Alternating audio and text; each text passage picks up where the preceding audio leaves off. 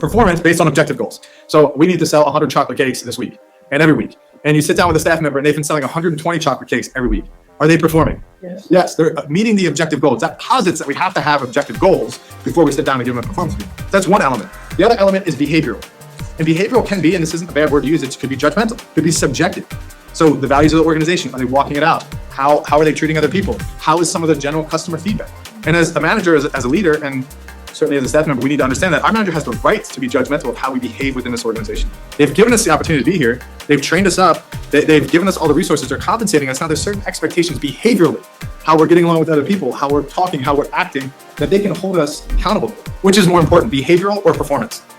You can behave a fool as long as you're performing well. No. But it depends.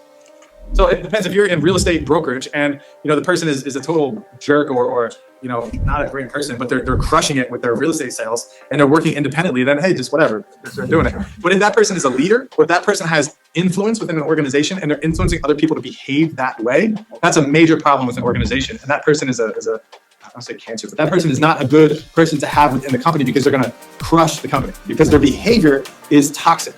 And that toxic behavior, if other people start behaving like them, could take an organization down. So equally important, it's a lot easier to have a behavioral conversation when the person's performing well. It's not really fun to have a behavioral conversation when they're not performing well. So they're not performing well and their behavior's tough, you're in a tough place. Behavior's really good and they're not performing well, that's decent.